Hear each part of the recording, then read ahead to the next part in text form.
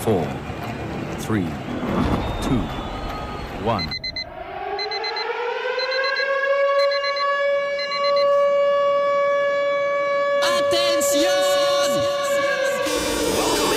Welcome everyone and all. It's time. Your favorite host. 24/7. With all your favorite music for you. This dial is hot. Stay tuned. The best radio. News on your number one station. Weekend. Let the good vibes take over. Only on your favorite station. With your favorite station. Online, digital, and on your smartphone. The radio is hot. The music is hot.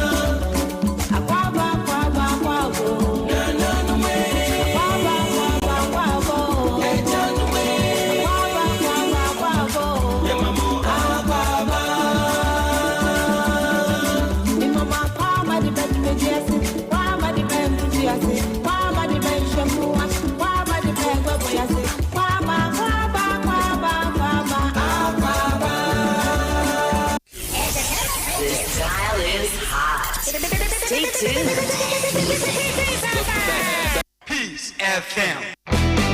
When you are going to buy a paint, don't look left, don't look right.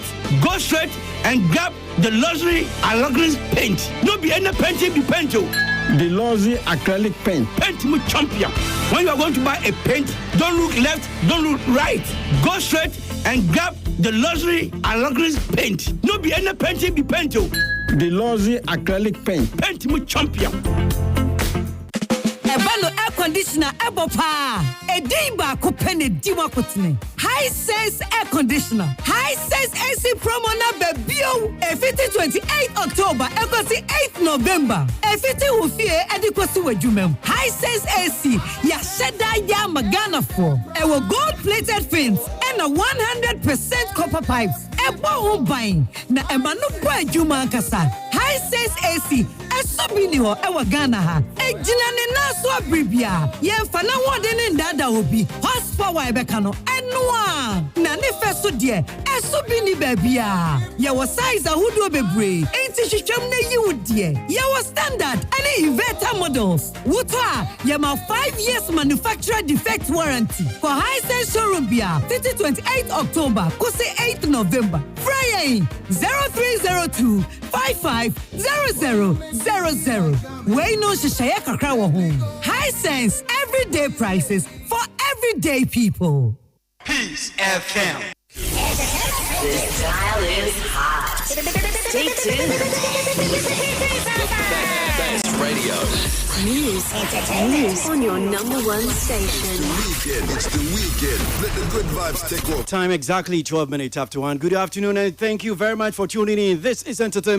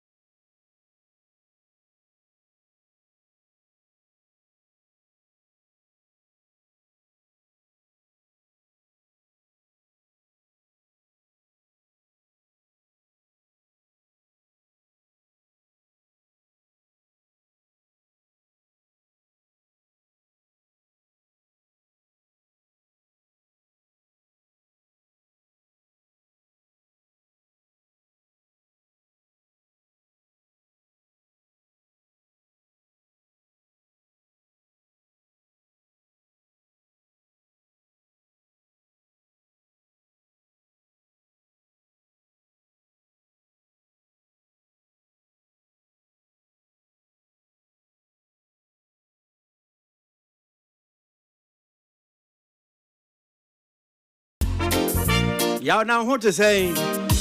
Oh yeah, y'all sapon.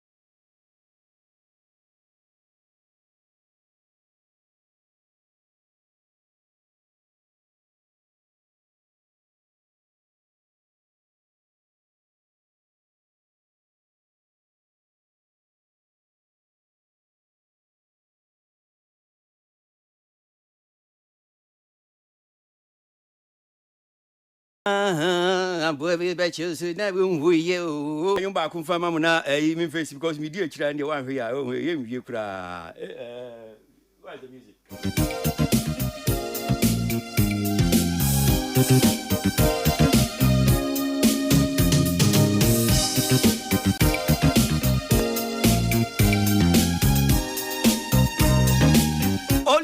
Oliver. Apranti amachi de no. Onyonko pem say oni mi an eko, ni mi an eba. Ice wo mo do me. Be hu mu nyina esi. Who God bless, no man curse. Onyonko pem say oni e wa ye bi eja yo.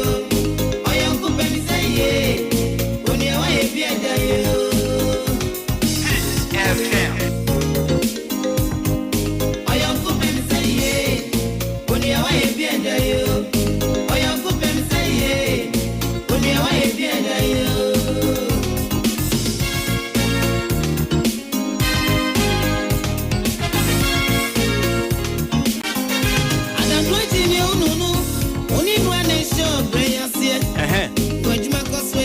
What dear Kosu January? Sana Beba no. Media de mechanism. Rayo be mobile. Tiruna Bobra. No Yame Buani or Buani. Oh, Bob Bra, Miss Me Bombi, if you are day. That's any what is any park of Sisako. Only penny Kaya Bra. Akama Ebiama. My Ebiama, Nipping Kaya. Only away.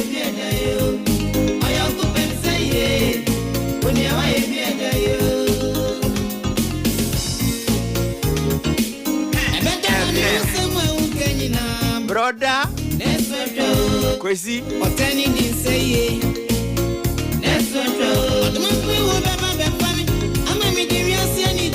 and the Lumba or cock, me tap way to Quasio, Namim Swam, I am cooking say, only away be a day.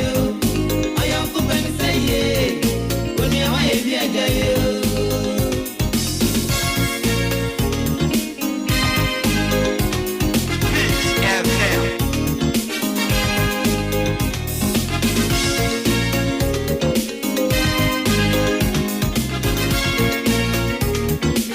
Yeah, me dene bow.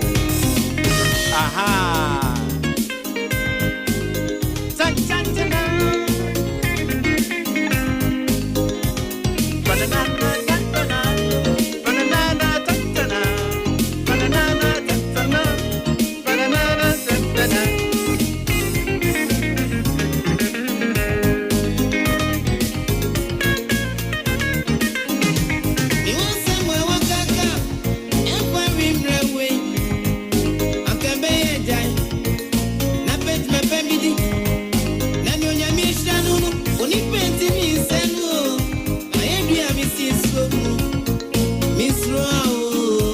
You be your board day.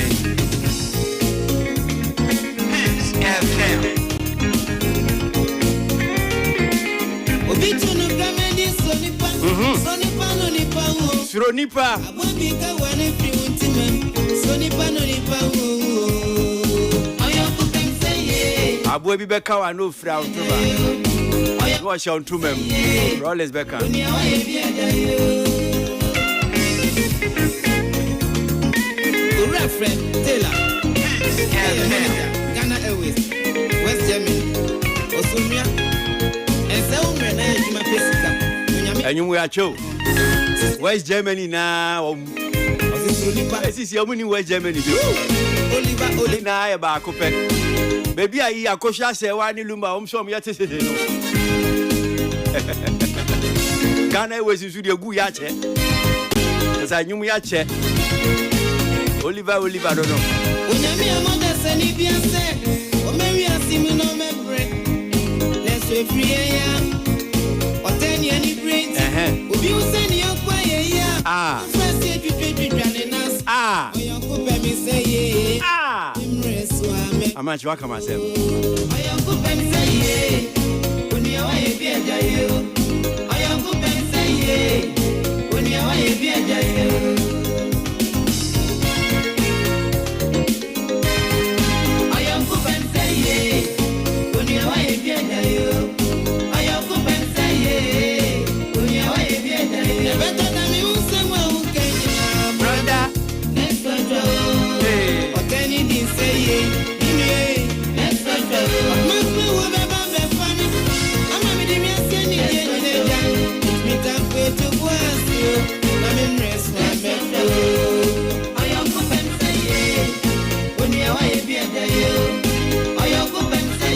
much yedasi. Sabi don't go about pounds medio no watch entertainment review suni kwesi abuaji ni me din awo odomena matna se awo abuaji wana na abuaji.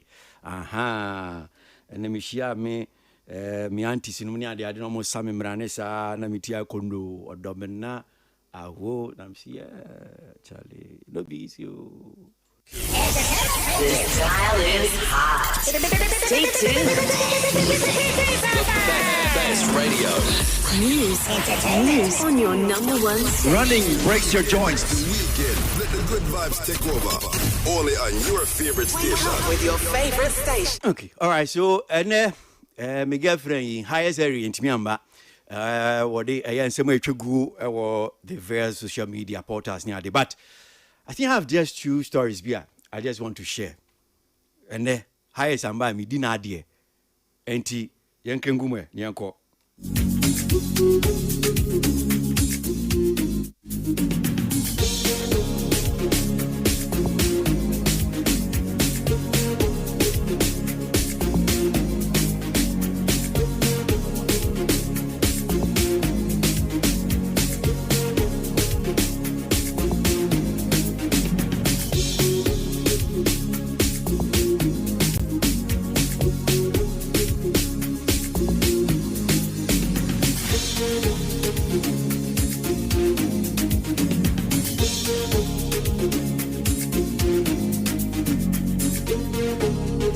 Okay, all right. So the very first one, me want to know there's this voice I call viral this week. Yen rain fee and ye lumman sense community. I say yen rain fees. I say me cry. Now see, I back here Nigeria Arab Rebaya wo yesini. A friend Regina Daniels. Na hu sem be beto abonten about say nikun or sinikun bono or ye na yakayaka de nikun eye Nigeria senator your friend Ned Nwoko na sem ne beto dwai papa no share dan kasa ho even though or your social media post na no in ko interview na twi mu ko interview dem say kusiada na say dey or ko interview and na wo mu bisa na nsem ne bia or the two dwa about sa ne course wo no yentie eye senator Ned Nwoko na membra menji kakra mfi kujukina transi kusiana sa transi sanso na ya yebo so transi yenti Ned Nwoko. I mean, how did you do that? That's incredible. Well, I'm sure you have a wife, but you also have girlfriends. That's the difference. I don't actually. I'm a Christian. One wife. That's what the Bible preaches. I will make some research. Do some research about you. Please do. Find out. But in all of this, how do you manage it? Because it's incredibly difficult to even manage being with a partner. Not talk of 1, 2, 3, and 4. You don't have any regrets. The example I gave is this, just imagine telling you to stand on 1 foot, on 1 leg. You know how difficult it is. But to stand on 2, 3, 4 is much more balanced. That's just the example I gave. Wow. Do you understand it? So I feel sorry for those who have 1 wife because it's difficult to stand on 1 leg. And you don't have any regrets? No. If you have your way, you still I will do the same thing again and again. Of course, yes. And you have a knack of marrying beautiful women. Wow. And young ones too. This is the way it is. And that's the way it should be. But you're not the ones that beats them. You should marry who you want to marry. You're not the one that beats them. No, come on. I am not a violent person. I respect my wives. I love them. And I love my kids. No, not at all. Not at all. All right. So Peace FM. Senator Ned Nwoko now to say or church in Simonu about bra some training no busy no. Na same no be about beto dry ni say say Bema wo wade ba kokra senate na wo de wetimi aware ba ko mienu miensa and 9 and so pema wo ho efe and yirim na kama young ne ne kaka kan so yes bema bia so betimi pa dia wetimi aware ebia ka ho in fact ono no tese ohu mema wo mo aware ba ko ye ohu omobo pa say bema say abo aba asase su na wa wade na oba ba ko pe e na wo say o wade wonu okaso otiase a enye yie ene obisan so na say ya so bumma no wade o so dey come on I mean me bo ma say I mean benti sa me gentleman me obi a we ni efi be a me du me bo e ma say enti wo so kire say san sem ya nan say beto dwa bi na amanfo na ne yiri Regional Daniel say kire say bi a wo bunu ni ade na o se o da bi on tisa kojo nsa sem fiusu bibi kakre bi emfa we emfa prafra kwan mu say na o kan ba wan kan to say we skania na say o de kan we say we skani be ma because what you know free one okay what say statement say woni sika exactly okay so ka say o ye sikani a wa bobra na say o ware bebre go sika fon pe na say o mo ware say na say o be ma woni sika de o ko fa ma bebre ato ho say den na o betete o be won kola bia mama be ba wi ase mama bebre ba no wati hoi oba kono e ma so de sika anti na mo sika no mo pe eti edan ne kasi obenya oma eye secured bibia ye kama ji say obeware ohakora na emfaso e wo so e na ema no eti enya wo be ma sebe wotifi a kapre emo sempoa so enya wasam ne ye ka wa hai okay na ye ka mo ma bobra and probably I know say be the type of marriage no so aware no e ka ho de e ma ne ho kwan ma ne timi aware dodo yeah it no and with Nigeria crowd the omo sa customary way na polygamous oh yes omutimi aware dodo be I think say eboa na ema no na ya na edu ba bia na omo ho asamai because aware a wokoi especially in the last wife EDI you went in for money. How do you see that? Come on. Who see the who say?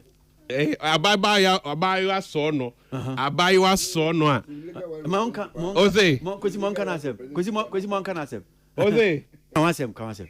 Ah so omu intimate onka. Abayo so no a osi so no kro won na kantuma bi one ne ehihye ho kama then Odogu came in. And you accepted Odogu. You accepted Odogu. Glory be and you be as Odogu man. What the amount? But I know your package. If you have money, package be where chida a hidden. And no remu and sana. Ubehu sane and I'm happy say Ebusan so a bonnet or say no on a very gentleman on the sword in Sabe con body. Yeah. But they be a old bemuno. Opesa obe take center stage. But that who said Emma Assembly BB. Because you heard about Johnny Senior, Regional Daniels, yes, well, Nikuno Bono, Nikuno violent, Ninia Caho, Nikuno de Baye post, Chester, there be yes, and a tear. Now I say, Supi, now on one to the noon to Casse, me mumma, because you see, I don't say, also, ni reputation, you say, Babontin, the credit, so a senator, or a senator, exactly, say, Obama, I mean, say, even in the Chrome Nigeria, Kabona, we are seeing now, so the Edibe Huno. Yeah, I don't see a Regina necessary prove which we have to say. Seniku assault to send your cana. Omre evidence. Okay. And I doubt say evidence, I evidence in a bit me at the Abba Bonti. I don't see Bema Abbe deny in the public. So, why a fine gentleman, passer, Nayama Wari no, pass order in Sabe count bad ye. And Yadia or Ed Obeka. Name a foot to am de bema a train for a man I am betting. Say, oh, by a bit more holiday. It's men may young say, oh, Babaji Gangalia. What my say was, oh, friend, I'll buy say, what worry by ye if you knew as our home fellow. And so, fine, babes. And the tradition goes on. Okay. Aha, Sunny, I will buy her now. Okay. Oh, my be more feeling so ammonia man. Okay. A man for Robin Swabba, or some baby take it to your dinner, but lane. All right. They say, also your senior wife. Okay. Now, accept junior wives now, mobile. But I say, because what ye nerd in Wako, and I'm sure say bra, I say me betu Jabra Regional Daniels betu just okay well. Niku Yena Akadia will fear or Bunone or Tete no. And that's of a so called here, baby, just say, young Tete near Cajon. Papa the post, and make social media post, and in December 2 now I tune in to Branson training in Yano, I will be Simpson and Sem said, Binas Anate. Yeah, because the Decano, Papa no answer no Bocako Warrior Regina no. Na Regina no. Na o Yiremo Dada. Na Ocha Kea Bakwasemo, me who baby ada. Say, previous wives no and an Yiremo Dada no more no. Ubi a Mubia Babontin crab and make claims be said. papa no ebo omo ana so abizu omo. I think say so far no yenya bibi saa ewo ho. Enti na ma akoye Regina's word against. Because the other side and so bet me I say yes. Ebia na sanity ba do mu nya kokudrum ma bontin be kan mebo. Oh yeah, it could be. But Nigeria there papa no are very influential. Say bibi saa e hye na kache a nkam ye sure say anka ehun popo ye kura betimi ena ye social media bibia ni wa heading nanu soja ni okobo boss train adachi 24 hours social media into this time kabe kakran ye hia say basic police station they hia say be fix cameras we ya na abeso because the camera will bring you out say bibia papa ni bibi sa na kache a anka me sure say nkase break bia nsancherefo bia na ya te ho asan so papa network or you very abusive anai okay na kwasiti interview no mu no asema papa no kan ya Mr. Enese or say he pity men who have one wife. To say as a papa no question. To say say na so person just or abre sa abre yesu. Yeah. Say when you hear mo bebe na be warrior na we say you pity some of us ye wa hear mo ba ko dia na it say dia we say utro balance. There be challenge in our own, we cannot accept it. Because we cannot accept that challenge. A bad precedent. I see. We can never accept that network challenge. I see. Because we can say there temptation, said you of motivation, yeah, the car sabna. I say, or my money be I say, or my appetite. Say okay but their papa ke ye pese yes you bet much say you bet me I do all be manabro sa there be papa there be you close balance in do so okay I say question I want do what there ye na ye nim fiti ye na me na na atena we kurase I live in a village okay ye na me na know your hene or ni yere no mo ye 4 okay na me kai abra na me so no even that time say me na fidie eyi otwen ye kwa fidie na say yi otwen a on my phone no obia na ne sere ba ko na nan ne sare no ne se 1 2 3 4 no o che kwesi una fa we koma wona na fa we koma wona na fa we koma so asa me che wo a wonu aduane ma no na ye de ne kon a twe ne kon no wo a wonu aduane ma no ne ye twa ne kon no ene ne ye made no ne ye de kan won che se wo na wo ye aduane ma no and I was young I saw every week bia no one wife ba uba done in time for Monday. Now I retire on Saturday. Until every Sunday biano. New one ba. Or take it Sunday for rest. Okay. Or take it.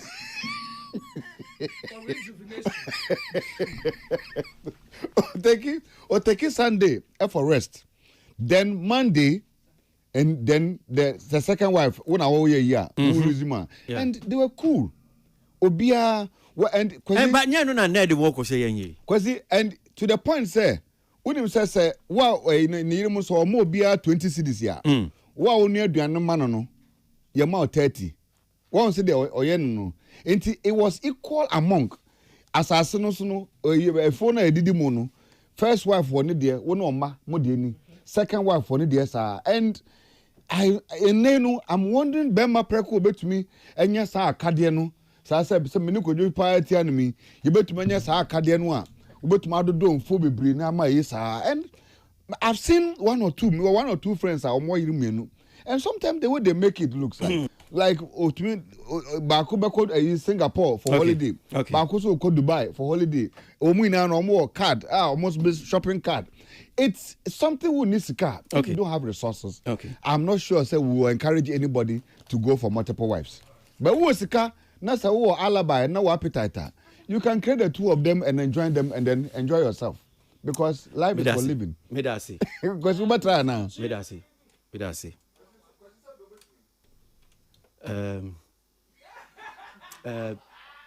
Tilly, mami to your wife. I won't quite. I'm saying the sub. Yes or no answer. I mean, yet Ned in walk. But I say, Ned in walk. Bakwasi no kra woman say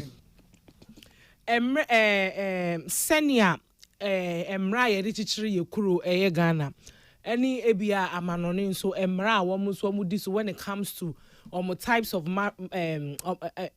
types of marriage any emra governs our institution no say ma ho kwan say utumi worry more than one dia.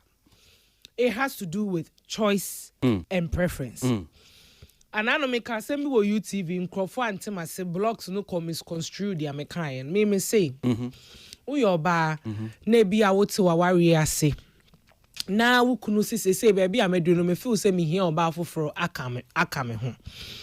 Then in course of discussion what check you ho assess wo ho ehun say sa decision na wo kunu e making no it doesn't align with you as a human being and your beliefs, your values and everything, and your husband still insists to say ono de no no pa bra kwesi ebeye say anka ware no bejai no apel obe bia tena rather than say obetena se no aye miserable but cho dia make not say but say what see ase na say wo feel say senia yenua baba sadika ware ono na ware ni religion odon no emo mo ho kwan so mo ware sa and then pempi e man na yetetu omo so wo muslim mu no omo so omo ti ase say na kwa ma bia no me kunu tumi for oba ye den efoforo ka me ho nya omo ni na no mo accept it but dodo na so ye den enim enu ntinu sa wo ye oba so na se ye befa na okoto aware so a e wo se wo hunu se senia oba wodi kan age peni ate ase se me kunu de oba foforo ba sa na wo so a wo kɔ no e wo se wodi obuo na wo nyanti ase se wo kunu no wo yire pani wo ho senia ebeye easy kakra wo fie ho. But then Brako see asem when you fapim ni na say we be man now person will practice this kind of marriage. And number one, a nyansa, wisdom. You need to be discerning as a man to want to practice polygamy. And the ediwa ensu yesika. So we be man because one of the things even according to the Islam marriage governor Moromuche say nia wo yema wife no enwa na wasa oyema B enwa na wasa oyema C enwa na wasa oyema D exactly eni na no eyesikasem etu ye be ma na wo mo brandu baby na wo botomu no a yesema enko ya ware dodo ma nipa ho meche ena ned wo kwasem na okan ye na kwasi ka se o my man pressure o my man pressure o person o kire se muna mo judge ne se wa ware ma dodo bebre no mo nsusu ma ware ba ko so mo wo girlfriends there be also a pity and I make no pity mo because until say wa ware na so wo girlfriends those who are just standing on one leg you are standing on one leg or see which one him say girlfriends who here yen formal yen no mrakwan so na you don't want to use the word legal wife no. There be say the legal ni dey. Yeah, they say the snap na. Pacho, na me dey be say. Aso enai your system ya ye wo mi society wo mi. Emma where we make continue so. Yeah, worry do woman wants to marry for the love and not for the wealth and the riches of it. And that's how me who say na ya worry team say no. Your borrowers had 21st century mo no. Bebre no inana has to do with me pebe mo behwe me because for all the conversation I had na me pebe mo behwe me pedu wusika in fact conversation ko ekwe sika edi ma akote na pa okay because me worried about the fact say oba bi be kwa aware na even utu say oba bi wa ye bu no pa na or go through abuse but for the purpose of 4-bedroom house binti no o sese ahwa no betra mama tilinka kakra memo de ned woko asemo kan no me akasa I respect the man a lot because wan kwaye no ho sa emema na sebe omode omuti akwhye aware bia se omuni pa se ade we de me ntimi young girl me shia no na brabo no mean waste ba metimi ni na aware se ne ono so kakra obenya whether a japadio da achi ono so benya kakra se ne be ya she doesn't feel like her life has been wasted and to me that was a beautiful thing na otimi here with Regina Daniels the track record or other wives I think so or no he understood who he was also because oyesikani or realize say okay maybe me life on it me nkoye one man one wife mama ho akwachire me ti I would rather go for polygamous young man be, and he has done that beautifully. Now the part ubisan about abuse of now you are making a point say on your sure because the other wives no by no they are very different. As no be a usha ni renimu nyina Eugenia Daniels pe na say wakoye ketua or wa bontin I think say she had fame be ansana or worry man until or no she has had that public love e won ho e na senya ware ni ba ye no ebeye papa penimu na worry akorati she always had sir bibia the nice so o de we gina so ayesebe akasa back ni show to na betino the other wives they are very coded though and yes Ned Senator Ned abontin albo hu so bad nature unti o ma no kasada but Regina is not like that enti me mo mpa de say you be compare Regina or no experience with Ned to the other women very very different because she was even a celebrity before the man came in, you know, or more dynamics very different, and even the age gap compared to the other women also very different. But for me dear, the fact say waiting me a fan and then I started bra and then as I saw I watch I said they are building something good and yes me we still with time with them penatry and dear I respect the man for that. Okay, well young friend see hanum say na yanko enim. The next issue ana bibia na otwene no so di akotene me di highest area adie ene on some of the issues ebi di akotene pese kan wasem is this one that I want to share with you for any minu ma issue. And I want to say a few things on this particular story. Yeba beche ya drink kakra. As a matter of fact, baby asemni finu ayemi bibibi. Ayemi bibibi esanse. Yatigana hanu muse.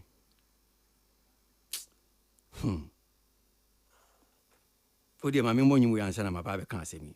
Asemi edika inabeka miaro endo miaro ejume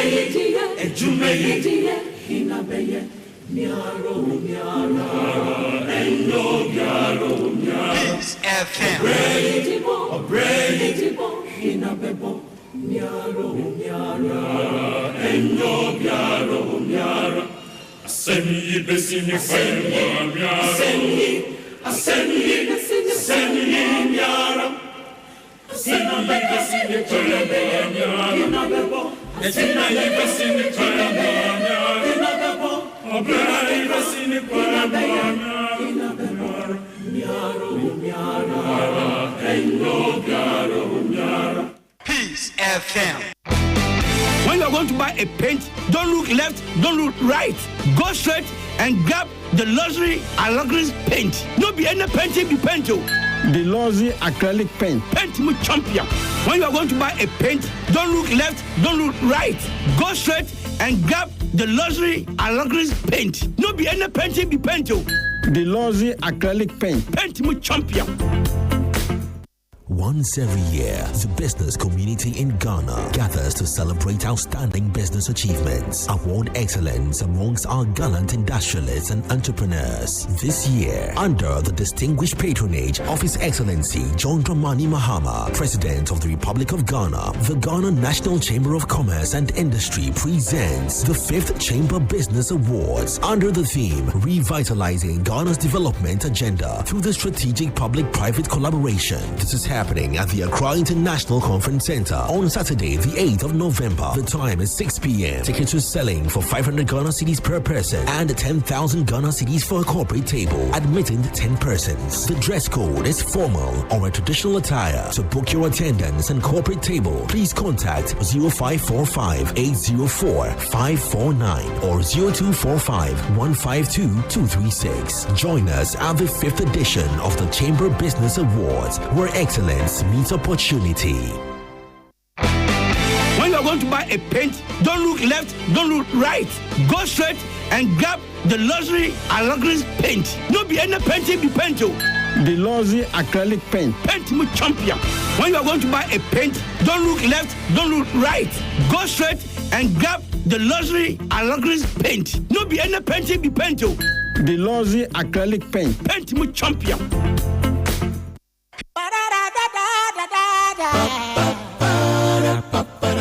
What on the jump on the other fucking Entertainment review. And then Mr. Button some Entertainment review.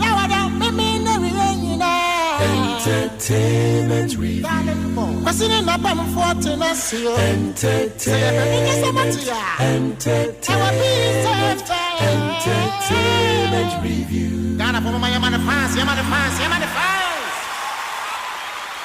So, George Quay. Opinion da Image Bureau ano. Ghana for me say do na nim George Quay. Na Ray aka asem bi.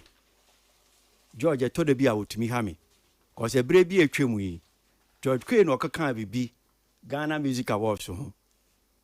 Ena we be kire ma adwen kire no. And was sure they may be court. George Quay. Tiano cry, meneni yaka. A chain of a patch on your boom. Now, change to George. What can't same be? Now, some na George Quay, I cano.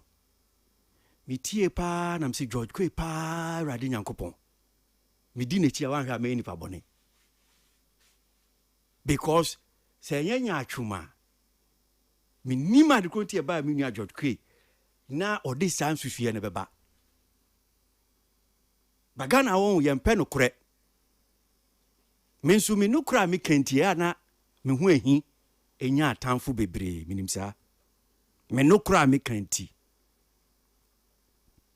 otherwise George Quay say nya chumwa any anymore. I see no reason why George Quay of all persons should do what George Quay did. Now George Quay yeni Ghana hanum say. Nyum to ni way. Adia wa yef sa music awards with George Way hu. Aba. George Quay.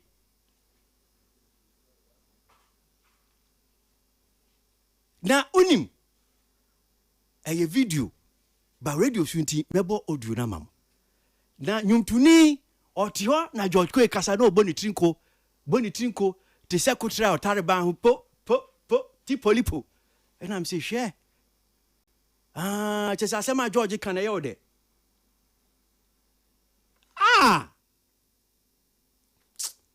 yasi anu asem na eto de bia ekunyo ya yenum kasa to de bia ye de boy hu dua.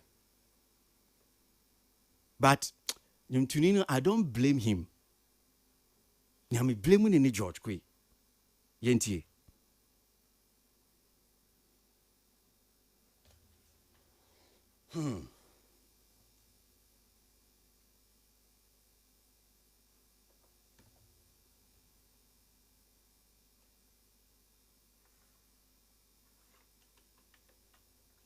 Voice in the cross symbol. See the video.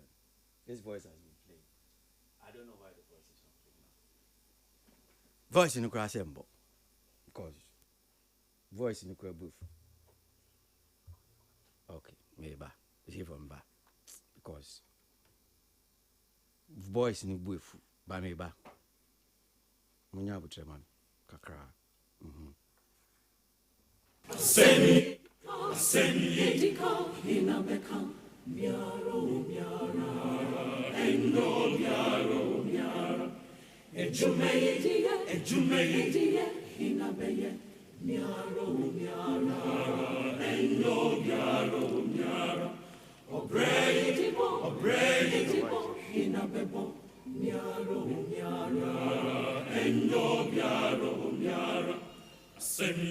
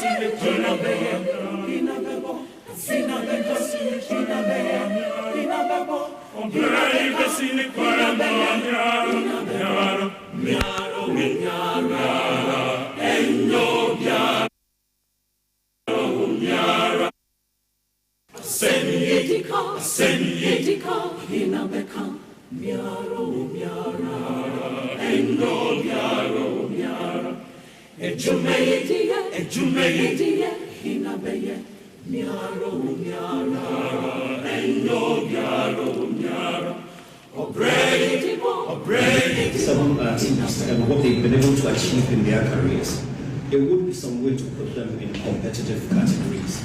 Because imagine maybe Shatawale competing with some upcoming act, somebody who has done well in the year and the review and all of that. And then the upcoming act wins over him because of the dynamics of the game, which of course it cannot be manipulated in any way, or the academy and all things. So looking at that, it may not be cool to put him in a category like that. So we're asking, is it possible that the scheme could look at categories that honor artists like him so that it is not competitive? So that if, for instance, in a year like this, that it is clear that Shatta has done well, I don't know what that category would be, but it is non-competitive. It is an honor that can come with maybe a mini documentary, it can come with something else. If we can look at something like that, then everybody knows that for this year, this person is the one, just as you have for Lifetime Achievement Award, that award, if something can be looked at for acts like him so that it is not competitive per se. So we know that, look, this year, you look at Shatawale, or you look at Medical, you look at ABCD, based on these metrics, this person ought to be given this honor. And then all the media and everything that goes with that honor. And I think, it would work both ways. It would be good for the artists, it would also be good for the scheme and for the fan base and everybody. So that we do not always put everybody in that competitive category. But there are some that have worked, and when they work hard, and that work can be picked out and honored. Because sometimes when it comes to the competitive categories, various dynamics come to play. And fan bases can just go and then they will win and all of that. When sometimes the board would want to go one direction, academy may go one direction, public may go one direction, then that is where the controversies are created. So here is just an appeal being made. If something can be looked at, a specialized category for acts like him who have done well at Excel and are out there, so that we don't just put all of them in that platter. And then at the end of the night, they are still in that auditorium. Their names are mentioned as nominees, but their awards go to other people. I know it's not the practice in other parts, but we can be the pace setters. We can start this, and who knows, other countries may emulate and also start awarding their artists in that direction. So it's an appeal that I'm making. It's a suggestion, and we can only take it to the board for discussion. But one thing I know is that the Ghana Music Awards is an evolving scheme, and for 25 years and beyond, now 26 years, that this year was 26 years and beyond. What it looked like when we started is not what it looks like now. The categories we started with and all the various things that we did have evolved with the changing society. So it's a good suggestion, and every year what we do is we always sit down and look at the industry and we look at what's happening, what are the trends, what's new, so that we are up to date, so that we don't get... Okay, all right, so and then shadan ti papa, but mebo modin abo asem ne tofa edi amamo. So Ra George Kwesi nem di kan ye no. Me di kan ye na wo kasa. Bra wo kan ye mpenifu a Nyomtuni Shatawale call say wo kwa akoda Charter House for ase. So omoboa no no timi organize a successful show Independence Square. And enkomo we enya atem didie. Enya aboa kwasia enkomo. Enkomo ampesi obi wa adwemu yi. Ene mu amode ani aka mu Ghana ha ne aboa kwasia. Ene o ma me de so ma me dat no. Tie. Award scheme. Nyomtuni bie nu also sin award scheme bie wo wiase. So George Kwe okotena Charter House for enim. Na se o ka se nnwomtoni bi because e bi a fan base ana say senia o share nipa no as if say wa bro the competitive nature of awards yinti awards yen create some non-competitive scheme bi na say nnwomtofo bi de bi a womo so sin award scheme masa amumi enjoy sa Grammys ewiase afana nnwomtofo ekukudam womo pribi. There's nothing like look nnwomtoni Michael Jackson obi timi hunu no efenti ono kra ya nshada and creative non competitive and so as if say Michael Jackson e domo edi nechi Eurabaya nanse wa beya wo boshoa mi ametimi gina say na say Eurabay e wa America yi nti nipa ya wo nyina to ticket ya wo kwa kohani you be Taylor Swift Beyonce num omu nyina gina mu the same Grammy no mu ya compete fans a wo mo no enye ye fans bia eya amamo me enye sa nhwehwenim ni nya atwom ni ase bootleg ni sa ne ama bi sa no eya embwa industry no yempe no kreka asem no kan pin na che okoka obi be fi se bia wotan obi we nya sa. Allow the musicians to compete. It adds to competitiveness of the awards. Ghana Music Awards, after all, they have Lifetime Achievement Award. Eti nnwomtoni se uba brana kodu baby na mpinfo fi se nnwomtoni we baby a wabo bra kodu ni awaye wo nnwomto adwuma yamma na baso. There's Lifetime Achievement Awards there. So what is this thing about? Because une shatanamti yanko creative some category now, then it's like you see baby omedunu, how can they be competing with this? How can and Michael Jackson no ni amun compete? How do we grow industry with this kind of attitude? How can we grow? And here I want to say Shatawale Nshuti you no boni trinko. Which means he lies there was. Hey, really?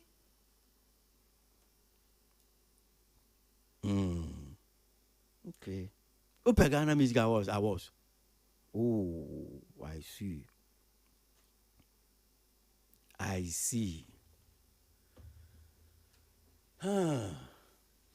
Kojo. My boy and my random commentary. Ni abekano. Yetio. Yo, brakwasi. Yeshe Shatawale. Several occasions what can say award on Pebium. If there is even a song to that, me no need them award, but they give you award. Why and on one also was on record say Kwasia Penance Sanadri on one so there's a video I can say only a fool doesn't change his mind. I don't say I didn't say samba. I think say Nikwa no. Nemo me ampesa me tia say ono na watna say I consider all angles. Name maybe 2019 cry no opposti a picture of Nepal na bibiti say emoja wo mu a ono ade message to so say upon carefully we no I decided say moving forward on associated with the award scheme anymore. 80 all these years no watna say or share the pros and cons and faswa award no bit media brand na chat house bit media brand na say o decide say obe eba bimu a many problem on home na mom no I want to believe say ade ono no pe enye obi ana abetena se de na adwen abekire ne ma bi mu a kire no ena ema ne su etu saa na mo na mom no ono afinimu say no asema me kan mi bi etwa mu no man kan ye na mom no award ni hia me because so ye nwom enu ti saa abosobode ne se bi ba me so a mani beje. So my main for him because of Nia. Okay. The voice a dabontin so far bem se ni enya. Eni nya me boy no. So se ebi wo ho na se bi a wono kasaye no. Then maybe I'm just throwing it out there. As you comment, say nia okay, waji tumu. Because you can be say wakasa no boni trinko. George kasa no boni trinko. Which means that it's in more or less agreement. Because we cannot boni trinko. It's agreement or support of Nyaoni Pakone Kano.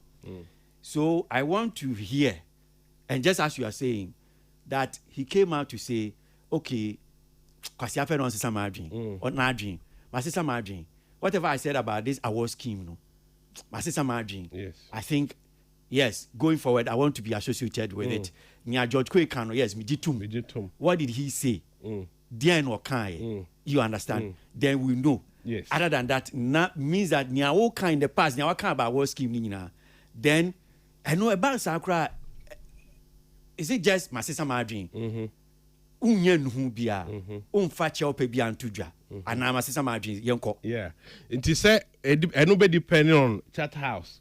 Say, or buy, you know, Monsomo face say be okay, a chopa, not the banana, or the message or the brain, no more jetomodia. Then there the any problem, yeah, because I own me, no. And almost, well, we don't know so pacho. As an American say, Sachel Pabby Bebamun say, Biamo Pechel Pa. Chat house be requested, okay. Yes, so you share near my cosona, be a Fachel Pabra, but for now, no dear. Near me, hear me titru, say, or no one if Finipum, and also a back because all by a man for bedin at them. You should know, say, a man for almost on what side, no, about Becky Cabin making reference of. Oniama wa kai maybe a tremor. And the honor say at that decision, they say a man for the show a cheap piawa. Obesa back. Ababe responded to them, but say or no ana. And so who say, and only a price will be pay for all transit be our making years back. It's a one to do what mem my back and sign and just asking we and the end carbon thing. And only be me who say a one casana few pim. And I also open some of the back. Ebe can't scream no because only a fool doesn't change his mind. And yen to me you feel say I was scheme no fast where the bread artists no obia bit me aka say ehiano. Ehia obi bia all the artists, all the musicians because so yeah Juma your fans want to see say Juma and yenya abasobody ye will recognize it and this is a schema. It is bigger than any musician from one to one obiano anywhere I also say no. Now you can't the other side no so with say a creative or say okay say or say ebi ma bro George say ebi ma bro scheme no so no that one there Miss Adabraka obi amro so as long as ni panigu so yenyom o ye adwuma enyom ba nenyo etuka so at this time wo no na number 1 or no amount for competitive shows Jiska there's nothing like yati bimu every competition and is it a way also to run away from the fact say or because scheme no na competitive is it a way say be the best franchise okay where the annual award keke yen compete with I think say we saw a time as Stonebwoy came back to the scheme after omunyina issue no and ye who say he's still part of exactly obeka ho no a peja a scheme no same thing if Shatawale also come and be part of the TDMSA and also be peja so it should be on that line and yes the far corner because the Shatta I know was Adrian no Assistant Adrian it is what Adrian it should come clear near you so okay and maybe a trim na me se mempe this time no my sister Adrian se be near come mom near na yam push but to say ye kwoti a certain category and only a non-competitive, and only for people who are work hard in the industry like Shatta and who again. Well, but say the near Edianoba was that exactly. Any can only the Bema Yana Nanumna or my Yeduma or my retire. So what happens with the lifetime achievement? Exactly. That one is already there. And I think Saka Krenya award to be 10 years. Exactly. So those things could be given, but say.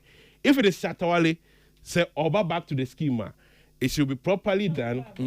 It should be open because Shatta is a Ghanaian musician. You bring issues every now and then, but say you near Trasi as mature people say no more no more Trasi no more solve. Shatta was you hold anything against you. Men so near me can't be no me hold against you. then we have our industry together. Okay. But me and friend far corners, we should come clear. Okay. Tilly, my mentio, I was here and come away. Me borny, my running commentary means much. Akasafa home. My mentio. And come away very interesting because my tisa koswa mama for taking. Remember, because I want that die about table so because every boss so. And you know, I am the pass aba. Now, George Kwe Ekasa, you know. I think so now boy, and aside the fact say or see they have reached a certain level or no, I think he also mentioned the part I say, you know, the competition side, maybe I feel some broso. Now this particular scheme, no, the interesting thing me petit GMN say there are actually categories who mark competition be any technical part no. So that's one no. On my end is such that they take technical, so the board and academy pen a twaba. It doesn't get open. But it still makes it's competitive. Yes, it is. But as in the one I open to public say hey, vote for me. Yeah, they no. There aren't stuff like that. Songwriter, which I think say if Shatta Wale wants to be part of the TJ, we're not on pay the other side now. Or feel say wa bro so canvassing for votes from fans now. You can be part of that category. The best music video and also so ASR pattern. We don't see all those canvassing for votes. Yeah. Giddy artists of the year, giddy. But you see the beauty of TGMA and also saying they are already honorary lifetime achievement part. I think say there's one that says music for good. And then yes, lifetime achievement, music for good, and artist of the decade. And I think George Kwe should ask himself, say, does Brian Shatta Wale fit any of these things? Say of fit and I am for manana will make a case for him. And currently all year artists are all born shows are all producing content no.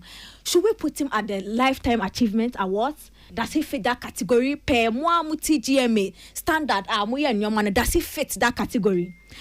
Say yes aswa music for good no, is there a project say we are honoring him in that regard? Oh why and now see for artist of the decade when you look at that decade or bro bia swa and I say why bibia a bro swa you bet me didn't see her honor. I think say it was Sarkodie they did that got the artist of the decade. Or yes, can they do that for him? But to say we should just create an entire honorary thing for him simply because we are bro so my thing is, what is that threshold that a artist be edusa level no? Because after him, what's next? And now every year be on. What you say? Now aside that, I think that there are other there are different ways that any artist that on person or Becca awards no in the competition part can be part of. Performance is a big part of TGMA. And you don't have to be nominated to perform. Shatta, our big songs. As a matter of fact, you're banning in Komokesi. I think one of the dancers studio, which means that musically, no, if he wants to be part of the TGMA, he can be a part of it. Now, a lot of comparison. Like we've seen the way people act, but then Grammy, they didn't make no. The same way we keep saying, TGMA, we have the competitive side. The Grammy now, we see our people excited about. Sometimes, in fact, it's not open to public. There is a system. But then I said that same system, no, in the TGMA, there are particular categories that are also not open to the public. And if you think that artist is big enough and does not have to go through all the obre and all those things that comes with the one open to public, let him be part of the other ones. That is if he wants to be part of the category. And when him, the fact that it came from George Kwe crowd makes me want to ask, say, are they saying it just so they can get Shatta Wale back in the scheme? And Shatta Wale really wants to be in the scheme? Because can't just so you get Shatta Wale back in the scheme, then what other compromises are you going to make in the future just to keep him in the scheme? And that will be a very difficult conversation in the future. It's not even the credibility. It's about limits here then. So in the future, if another big artist says Stonebwoy Cassidy, I don't want to be part of, are you going to also change things to keep him in? Like just to keep him in. Me, I think say Shatta Brown, if he's part of the TGMA, is good. But there are so many ways he can be part without necessarily having to create something just for him and his type. Okay. Yeah, I mean to you. Brakosi, George, George de me nipa but me sure so no anka so kan say we otena sia or hwe me sure so no ani timu bu ne fo kakra. Because over the years no TGMA ewo ne standard eno wo senior osifa eye ne niema.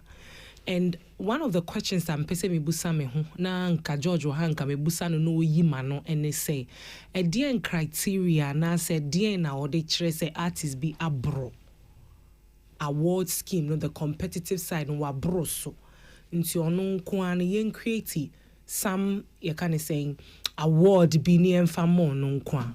Because the truth of the matter is, and just like Tilly outlined, there are several categories Ghana Music Awards more yan to swaba.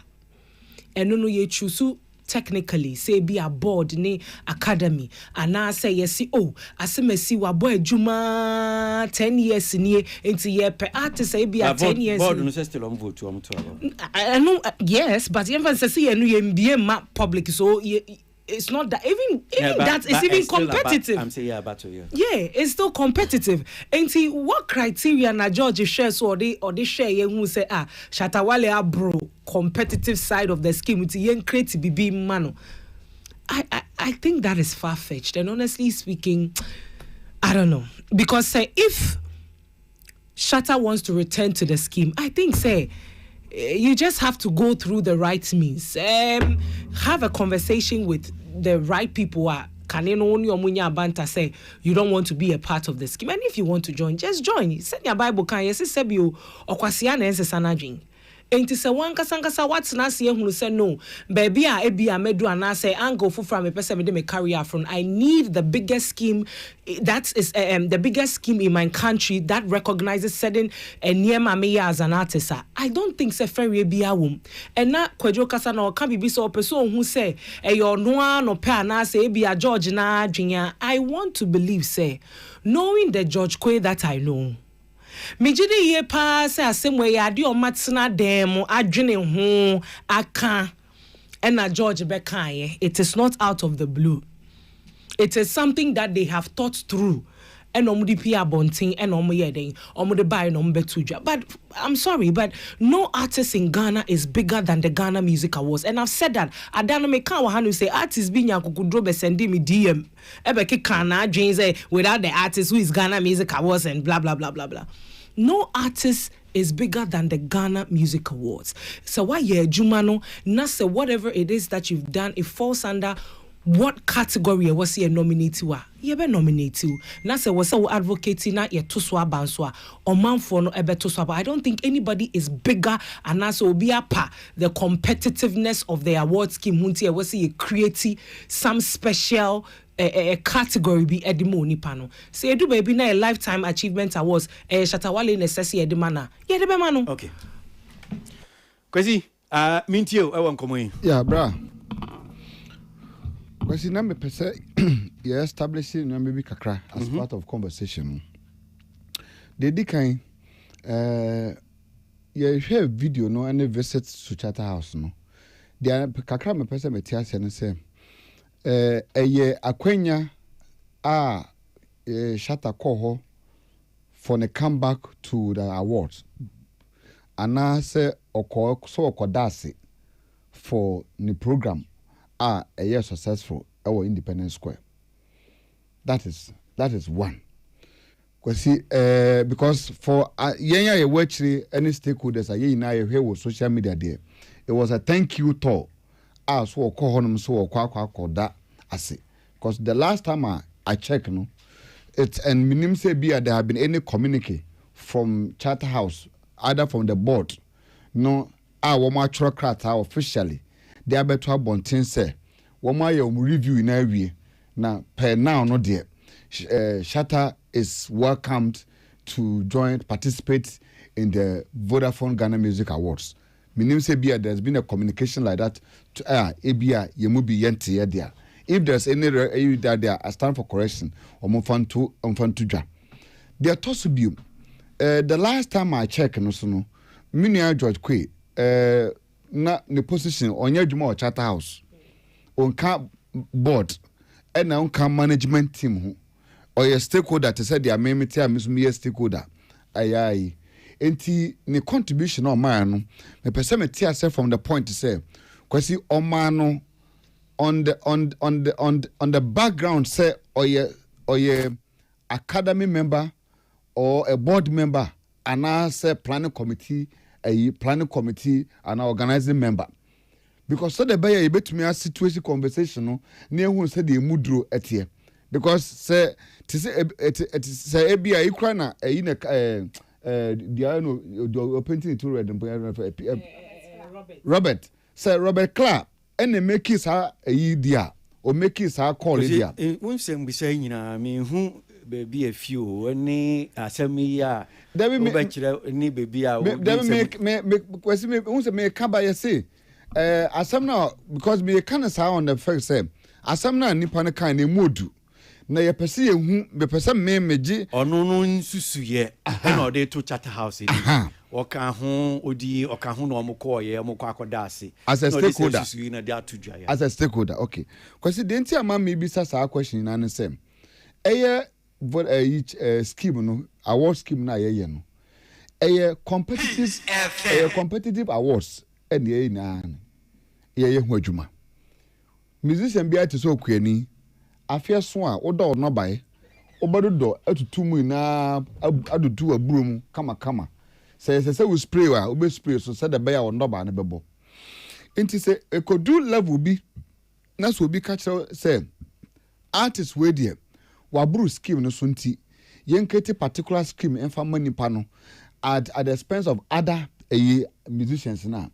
I think say it's a very fair statement. So we be able to imagine baby akasa. And me kwesi management dispass say Shatta Nankasa as an artist no or you be a ope competitiveness or neniji I can say hu say bibini ye na no say ye nwom na edi wini a bona mesomembo ye fa wini say performance na ye a perform na mesome perform na ye fa wini enti menye sure so no ankasa kra no obey very comfortable say ye be create particular scheme bi dia mo no nko say afene so a ye fa award ni na no ono nko non competitive ni ye fa man because e bia wa buru scheme na say wa buru scheme no so that one I disagree with anybody that want to make that. And even the artist Shatta Nankasa Kwano, I am not sure say obe subscribe to that because quite even dangerous to Nankasa Kwano ni career because it's a same open so say and na ma de na efe say ye ina no and the nominees are kojo say sa na ye no and the nominees are some nominees are no a ye wo mu na ye ina no ye te dem ho ye train dia ye be boni din na de akade na man no that is a beautiful effect of the awards wo kwesi ye kwatena dem ho a na ye the Vodafone Popular Song of the Year na ya kan the nominees are sa and the nominees are no sa the tension say wom any ayem hwehwe wom obi ni yem wiem ye be bo woni din na nti sa wo ye artist no na se ye bo din na se ye de akade na man wa wotumi hu say wo okuma ene wo sunsum atọ yem enti enye too lucrative say ye be create artist bi say obi bro bi su artist bi su ntino and na ehu nya class artist ye ne beba conference center ho baby ene fie wo no ye mfa plaque no ye fa nkoma na ofie na de ye de koduru ni gate anu a ye bie na ya papa ho ye de papa ho na ye de champagne 2 bottles e de account ye tu no popo na ye de ama no gate no so say wo de awards na ye no wo bro so nte hu hia kra say obeba scheme na se ye de wo plaque na ye de abra wo fie entintina fie ne fa maw na yembo nsema pa no bi anko fie but it is not even healthy for any musician to even subscribe to that it me mom there I want to believe say it is one of maybe a suggestion be a free George Hobaye the level of thought I go through no me sure say ne say woni we o Fred George or radio so na woni ne kasa I'm sure say maybe he may have a change of mind to maybe he may have a change of mind to that effect but media make say kwesi enye how to say be criticize because we have all other platforms you bet me you create I bet me they celebrate you be so be a legend wo ye adwuma na wo pempan so bi a ye wo category wo ho a udru ho a yebetumi du akotum de de ama aye yina ye trance aye kreti ye and me ye sure say yebedru sa pempenso na say kreti be foforo na yema artist ni na no na yema obi nkwa ne pa ba akokwa no eye bigger than all the other artists. No, that I disagree with that. But as well, you know, see what I'm saying. Entertainment reviews, you know, as you go, Sabre no me know about Pansima, Ediono, and Watrina. Make I will say now what she would yet, and some the dorsal, Chasko Jefusu, Daddy Lumba, New Witchin, and Sam Corton, Sam, and Tamkasi, and Sam, look, there are plenty. Enti ewieno ya tu yansa afre emrenimni osanso ye historian eba na bakwasema owura ya noche frimpon etefo waba be kansa e studio no han me se waba be boa ye nti se yedi nkomona na bakwasema be pie mu a obeboa yedi nkomona na se bia emra no ese tumi ti ase a emra no sese na no so waboa ye enti ebraso. Are you ready? Sidiganjiri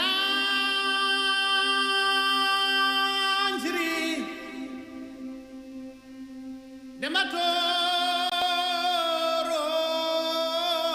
Peace FM.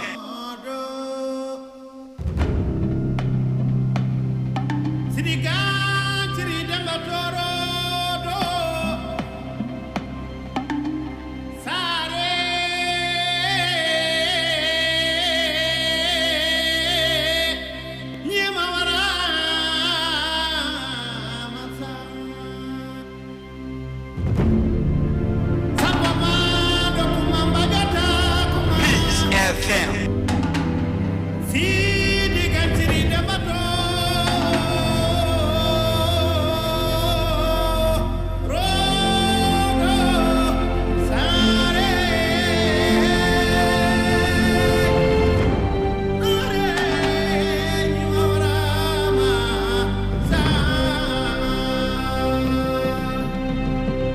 Are you ready?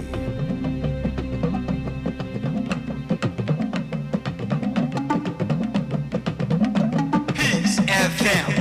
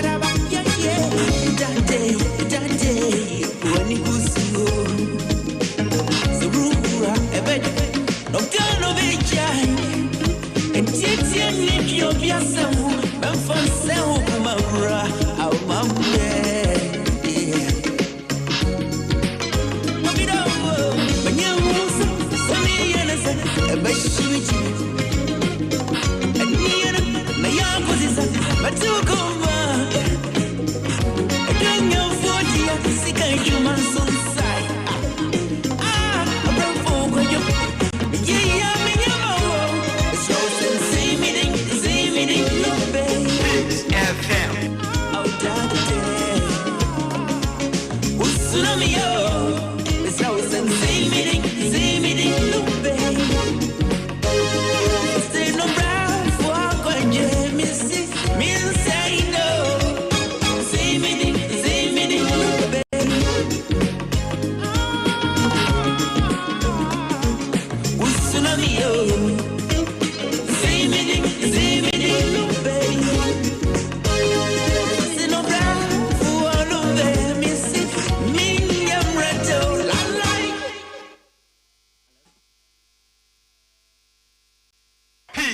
FM.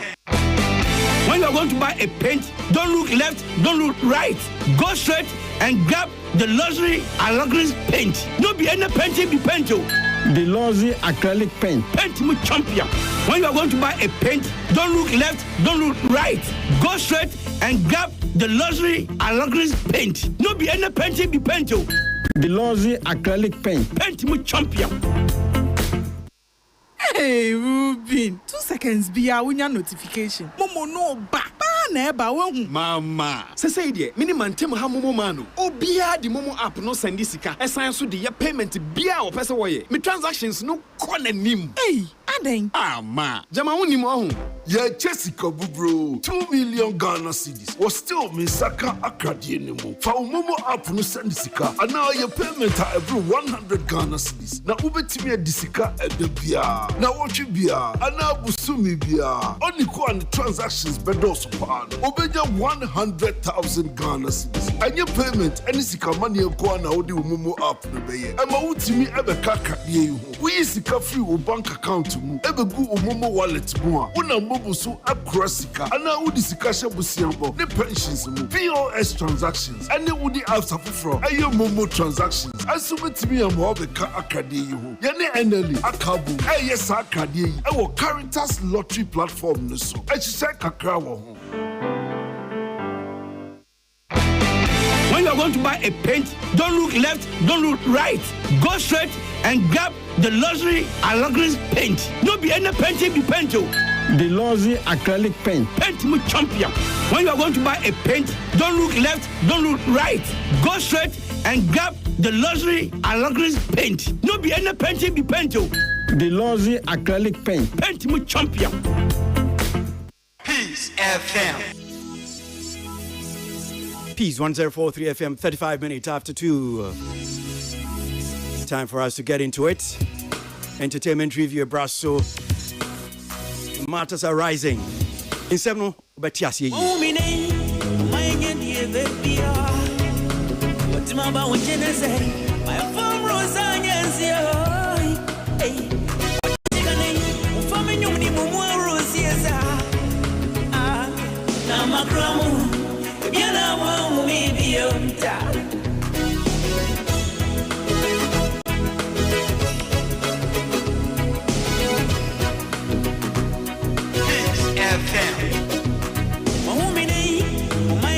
Baby, I'm a dog.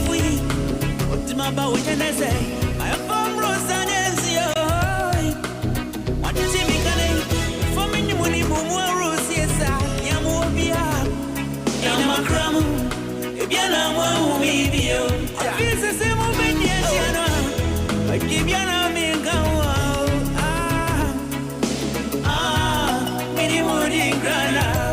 I tell you, baby, Grana. Yeah, the piano.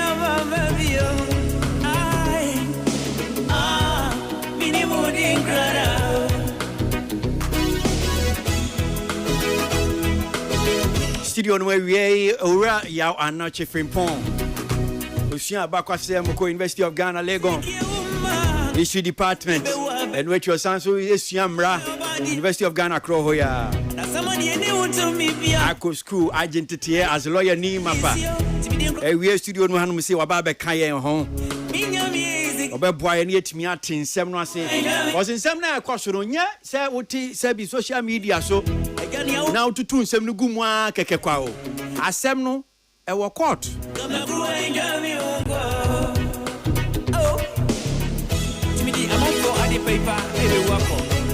I am ramu asem ne ka no. Enya me say ya Debbie.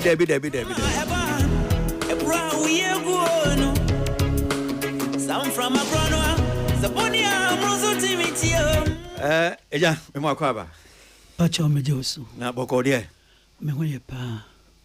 That's pa se ya tu nsafro we wetimi atotom kakrankra da roma wa be kan se we that's papa fa ni so.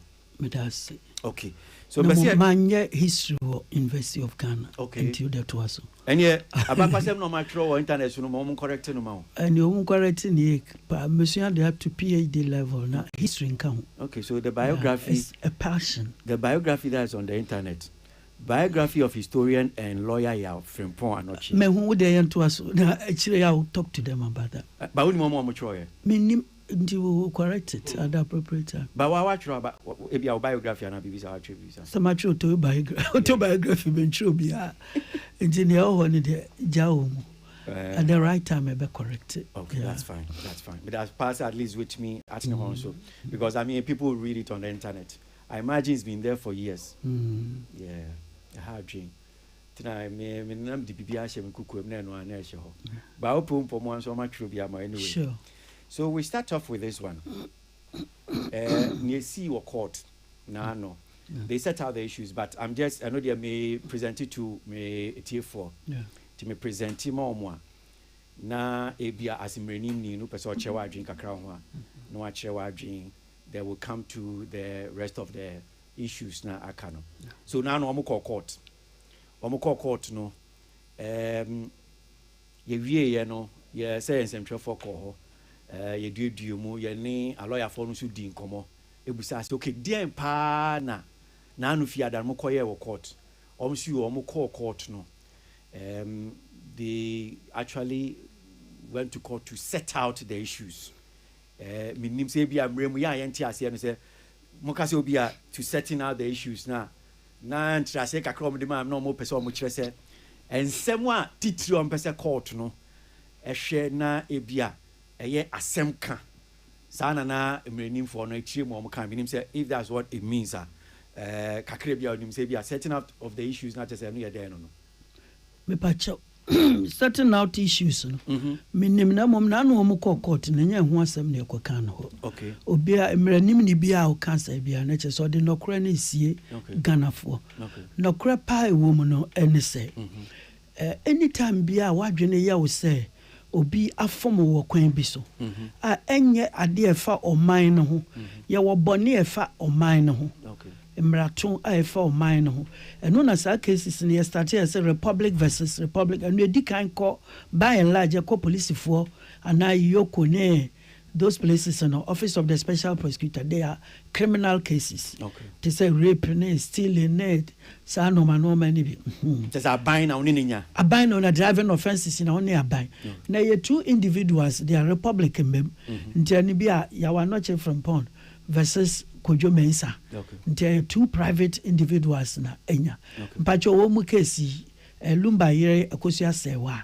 And no di Lumba ebusu penny at the court. And I think the second defendant ne friend Odo Brunino. Yeah. Very good. Now we see wo mu. Because we see wo ma file rate. Say we see wo. What's a man wo? Ntina eno ano no. Nti rate no ene Samano issuing of writ and statement of claim no and it's a wasamano no wasamano at that court no na chesa no ye nyama case no so no kra de to me take bia bible so means ya afekra nsa na ya ba sa case no so na bia wo hwehwe ade bi a ebi wo ne awode aba court no mu na nipa no yes subject matter of the case no or the ye bibia say you say ye twan am ye di asem na wia ye ba wie na ha wo yie pa ebi ne say nipa mi no epre wo akonwa ho na wo di akọ court na se one who said nipa na wo di akọ court because wo se wo na wo fata say wo di akonwa no na asem ne wo court ye nya mo so no nipa na huri akọ akonwa no so ana so say wo de Lumba busu penny di akọ court say wo ne eyere nti aban enkama wini bem say wo ne eyere na bia wo mo ba ye yie no so a say oba bi ye kunafo what you say nti wo twen me ya kan asem no awie ba 6 months time 1 year time 2 years time no ma ye yie na wi a yan recognize we say we ye kuna wo no obi twema so wo asase ho yenyama case no so na yegusu di asem na ba ko na chase esi edan in all these situations na me bobo no yes we apply for ade etosu mienu okay your friend no application and as a motion for interlocutory injunction. Injunction na kwa se tabua ana ohye bia emprempre. Interlocutory means interim. Inti emprempre ya de to so na court a stop ade a ekoso no kwesi mra ebedi asem no ebewie because sad na wo hwehwe no was direct bearing on the subject matter of the case. Nti te se bia me no mienu atwema so akoda bi hu me no na wo ba ya mansa wo ba opeso de akola no ko Britain meso me pesa metete no wo aha na so wan kofa injunction anto so let's say me am wa Ghana no man fa injunction am fa anto so ma ya stop obana ye be di asem no be wie no de akola no ko Britain UK nti e di asem no wie odi for odi bi mo enha no San no we nyina call for injunction and asa taboa yemfa to so kwesi mre be kan sebe no ebewie nti sa meka we di achesa ma ya asem nti ase na ye easy se akosua se wa ede Lumba busu penny court se ono ni Lumba widow and asa ne yira wo jan ho so ye kunafo na se wamfa taboa nto so a ye ba be ye Lumba ye na here say 6th December or so. A bedroom no role also play as a widow no na abono. Enti nia a man need the injunction no kweno eno no. Now the court will grant you injunction only on 2 grounds. The first one, what does say a just, that is to say a fata. E wo mremu say e de ma wana and only the justice of it. And then the second, whether it is just or not, if it will be convenient to be given to you, you can convenient, you know, and say, emprempre ya hwe circumstances ni nyina ya de mawa enkoso problem bia ana bia mremu no e fatapa say ya de maw na mom wo de call adwendwene mu a enye convenient say ya de maw. A very good example and say Emra wudi case no de ba court will apply for injunction no court no hwe no na nipa no say ye dan a wasi awie e dan a yesi awie de dan ye injunction de to so say me ensi dan no e ye konwa a waforo awie nipa ne tie konwa no so dada e dan na ye injunction kokoto no so say mani ndi akonwa e ya sofodi a wadi awie e dan ye injunction de kokoto no so ntia ba me ya bo injunction no egu nti de bia ye hwese ye just, that is to say embremu fatana and 2 circumstances na kire say wo de kwa adwinwin mu a yemfa ma wa na ma yemfa ma.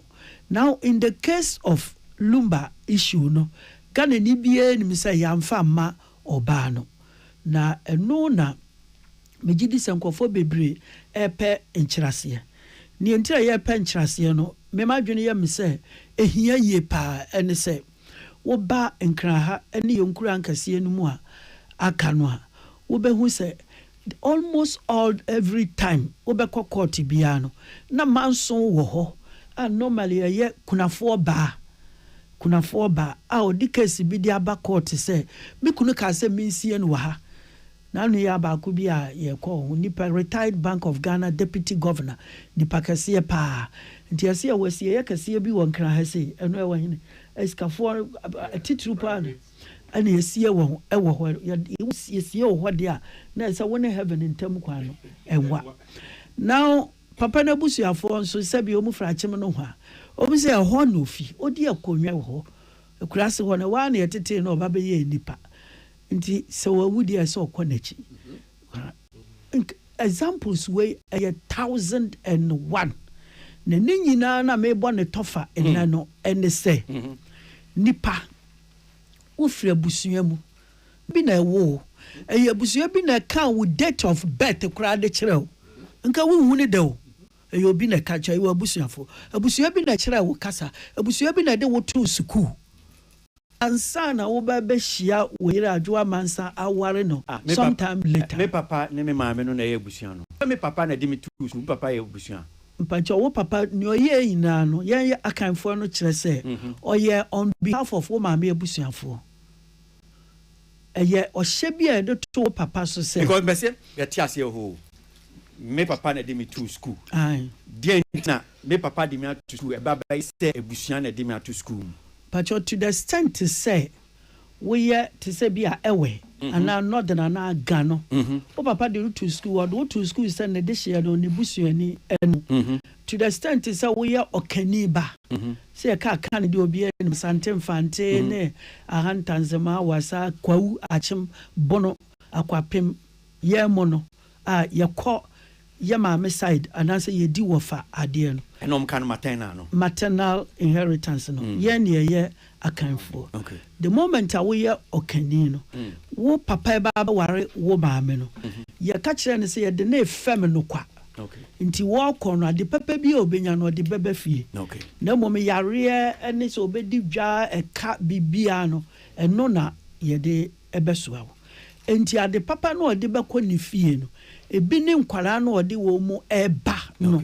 Nti nkwara no wo adesuwa bi ware okani ba ye so bobo na konhoma akonhoma that is like committing suicide. Nti bury bibi for ba no including her children wo be man na say wo be because ade bi wo ba no ho a wo pesa sade no wunu ba wuntumi ne nye. I'm sure you understand. Yeah. But me more say sex. Wuntumi no mama have sex. Wuntumi no sister have sex. And nam se wuntumi ne family member bi anya no. And obi de hia ba be ya ma. Okay. Nti woni ne ye wie ne mfaso a wonya ne se watoto ntoma ma no bi a obesi da ma no obeye bibia ma na ne wasa wo on top. Nti da wo be wu no. Na chese say relationship no. Yanka no wrong tira na be ma no yi na oba be di no. Se sasa. Nti eso san ko ninchi. Nti okode ya ne ma no eso de wo na de ekọ can benefit onya or they call it. My answer to your question is very simple. Oh, papa no share with school. No, a part of his obligation towards the mother, the wife. Now I'm sure one say, "Oh, can you?" I can phone yes, I do say, "Who feel mommy feel?" And he said, "Yeah, can sad there." Nature says, "Busiana make an for us a cancer." Ya mammy side. Shana papa no share in a non-scoring. You find some many side in our channel. Wo papa hwe wo ba ye bibia busuafo na ikasa o mbeka se ye dish ya ye de no akoto school ye dish ya ye de na akosua adwuma ye mo papa edin e wo akanfo ensem bia mu sanso na yire nso emfata ye hu ehia nti so tumfo a na o che hene tenase a wo bon se ne father side nka ho na yire so nti hobi sa no mani na ehia akanfo nti ni ame pa kire ne se the moment a okani ebewu no especially bema to say lumba ebewu no mpacho bia na wokunu no na wona ne da bed so that night na ofiri mu into privately and I mean privately kire say obi ani mu ho hwe no kokua mu no wabo lumba ebusuafo no amane it shouldn't be official nipa nya wo de hye nti obo mu amane ya busua pani ni na be now so to the world is an edition bi akwato second ya busua pani ni na be de ensa be se wa yire ne say and you say lumba fee mu no for instance no ye hu answer lawyer for the krata de pie wo mo bo omo ka kira man san say lumba free mu very good ho no there was one thing you didn't know. There was one thing you didn't know. Before say lawyer for no ebetuma ye announcement no omuji permission from Lumba's maternal family akwana ebusu ye wo ne kurase wo led by the head of family when ye permission wo mesra wa wuntumi my announce and the lawyers made it clear so read the first two paragraphs of the letter they stated so with the permission of the Lumba family. And I can't family and he was the lawyer was referring to the head of family. Into head of family. So better etiasio.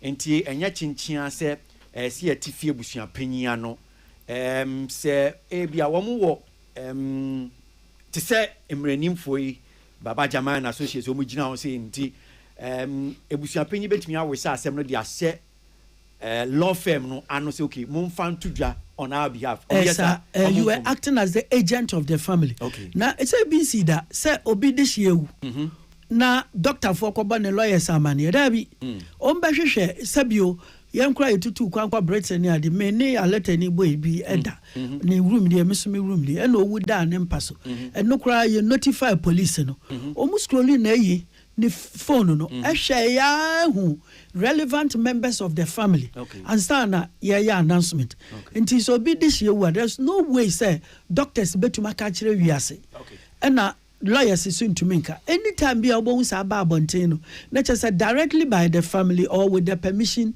of the family. Once you are acting on their permission, it means you are acting as their agent. So it is like the family speaking. Enti me see a church adem bi kakra wan say e brain she bi me piapia ko enim kakra nkra. So bra me ka say almost set up issues no. Wo be mu ka say there be lawyer injunction mom no mkoye. There be so ebinada no e no mkoye injunction. Ye bogu ye. E no mo bogu ye. Enra fie no de.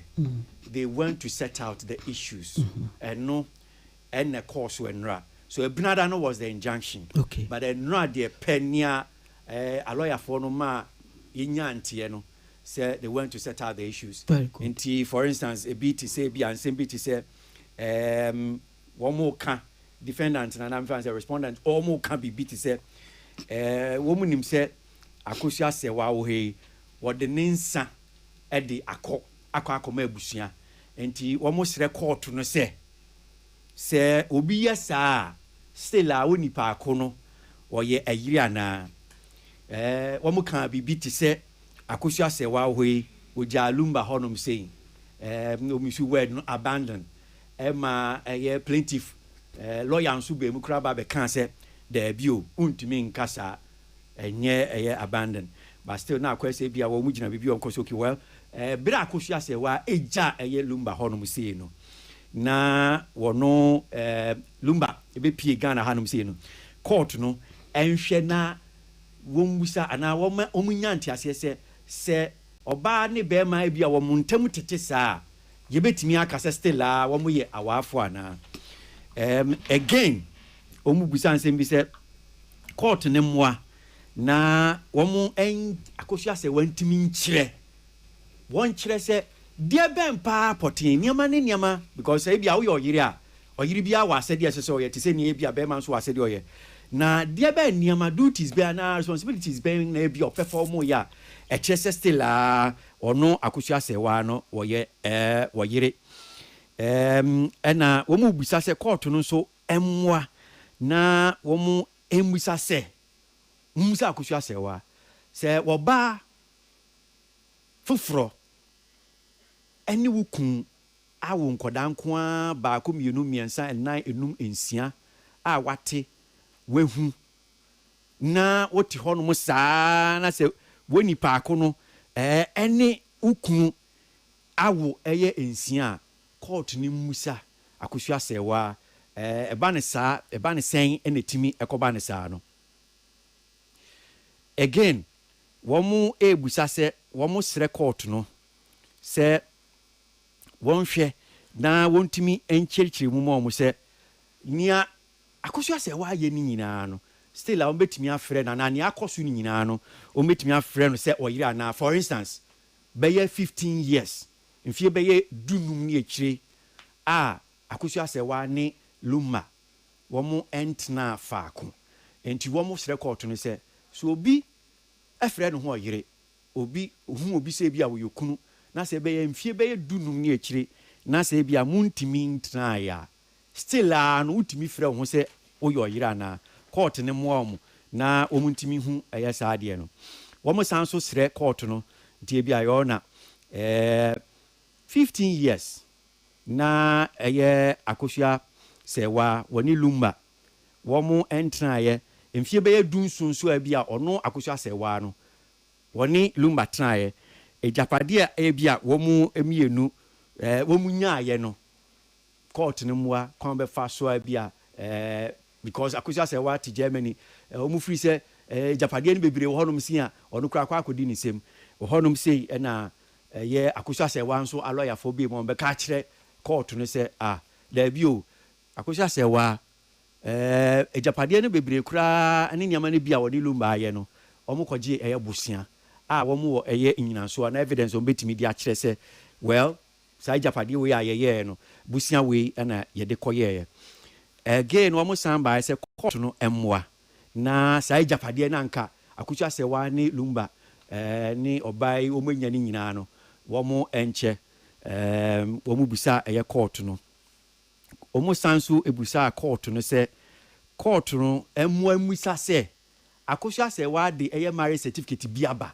sa marriage certificate no de aba no kora no mu busa ayembia no eye genuine eye authentic eye original court no emwa na wo mo nhwe na wo mu busa eye akosua se wa eye sa asem no wo mo da so ekoso a ebusa se indicate the divorce indicate okay sa akosua se wa any eye lumba nyama akoso because ebire bi omo sakrata akosua se wa de betu dwa so me initiate proceedings against you divorce proceedings ejapade a yenya yenche any ne keka ka ho no omo srese se obi yesa na se no ekikura wasanso kura de nsa e de ko hu abusuafo a na se oni pa ko na adwi mu de na se awade no egu anasa court no emwa na saa se bo mu busa se enye no kure ana na me bonu tofa na me die si no ni nyina ko wie ye no na court no nso ebeka saaye court no se da bi sisi asem aba be pie nanim no enye japade ho nsem na ye ba beka hwan na ye oyere ho asem no mba beka enti japade ho nsem no de omombro skuto mfankoto bebi yenka awade no eno na ye ba betena se ye ba beka ho asem enti omuwe sa na court say okay well munko fie na November ne bosumi de da to so ye dumienu momra na yenye CMC nia lawyer for court for mumre mu frɛ no case management conference na mo betena se so case management conference na che say nyama keka kakrai any case management conference anu ye den pa round different form but onia wakeka no your friend is application for directions. Okay. Application for directions plenty for no. Obeka nensem. Ni body case no court akosua se one no plenty. Yeah. Nti definitely obe insist say oye eyire. Obe insist say aware no emuye. Yeah. Obe insist say lumba ewu no. Ne bi one no wono ma bi a chese ni kunu eno no. Nti obi a obeka sa aware na agubia no enye nokore. And definitely busia penny no so ne dia na we read no ten no say onye eyire ebia wo application for direction stage no no na obi ade na issues de eba the issues no na wakeka na fe court no ebehwem ne efata say ye de adwuma ne efata say ye mfa nye adwuma baby amema adwene ye mena no ene ne judge no anya ntumi say japade enka ho no because if you are talking about why na a surviving spouse of daddy lumba it goes with a certain status say who say emra edi adanse say lumba ware akosia sewa at a certain point in his life it is ware at a certain point in his life na say what the case na court say at the time na lumba we no na oye yira na say onye eyira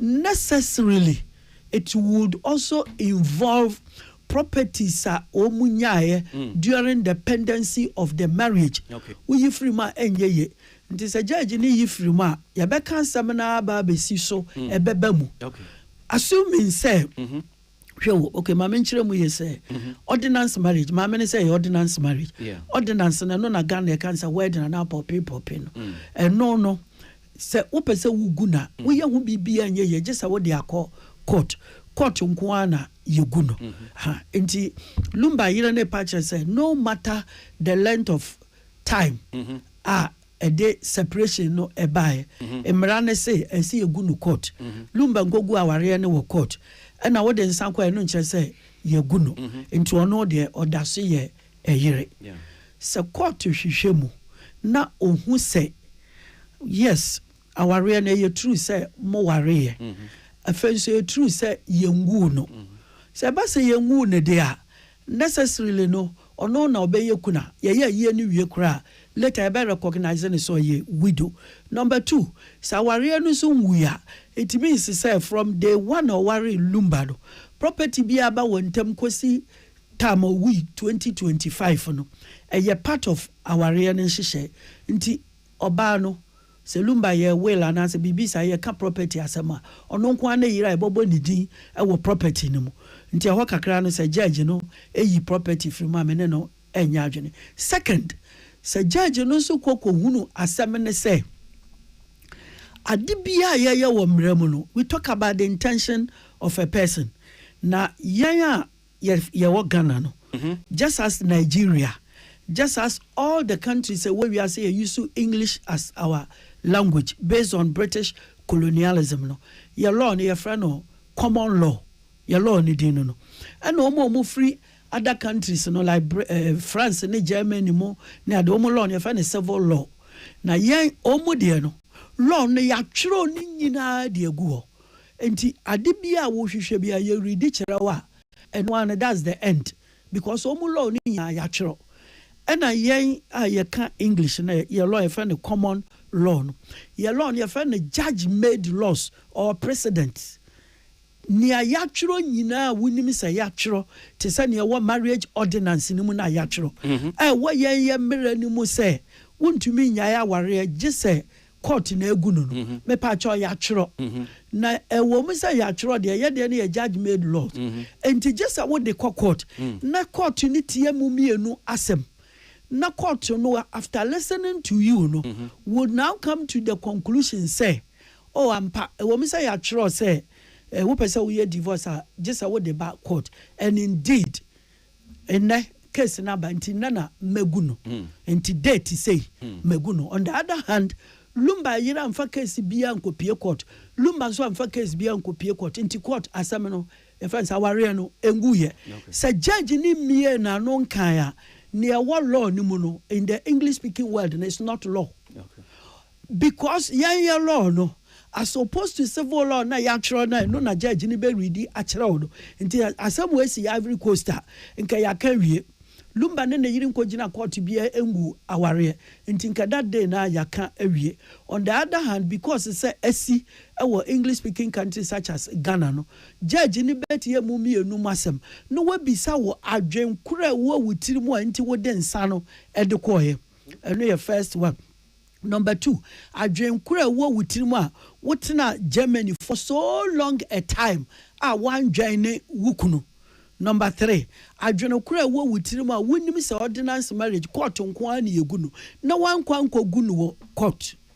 And then number 4, adwen be na fedi aba wutiri mu a wote wo baabi no after 2025 what is a lumba ewu na fedi waba Ghana wo ba be ye widow enti no under your system no obi obey argument bia say marriage your ordinance marriage just a court nko an yegu no is right at the same time. So ugina so the argument to say because you say wa enfa case bia enfa anko court nti na ware ne da so ye aware a wrong eche say yen beyond ni ayatro no judge ne de ade bi eche say good conscience and common sense nyina beka ho no de ahwe adwene wo wutirim no de interpret ni ayatro de ato ho no very simple.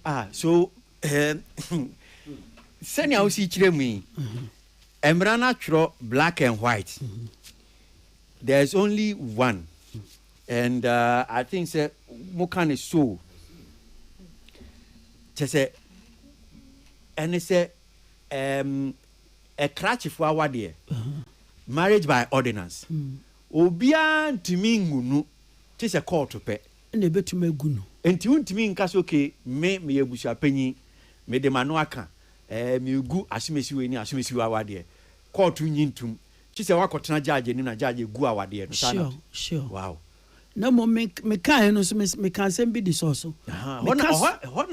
wote ase o say intention no adwen da bia na yehwe nipa adwen wote ase bia wo yesofu wo preach obi ani mi say Ghana has ye pe nipa ko heaven 33 million people na obedi kai na midnight ye hu wo Bank of Ghana animo ho a ukuta bunch of keys wo hwa no wa try ba ko anyeye no wa hwa wa try ba ko anyeye wo hwa ye aya kan ye bedwen sa adwen be na wo wutirim wo babokro no.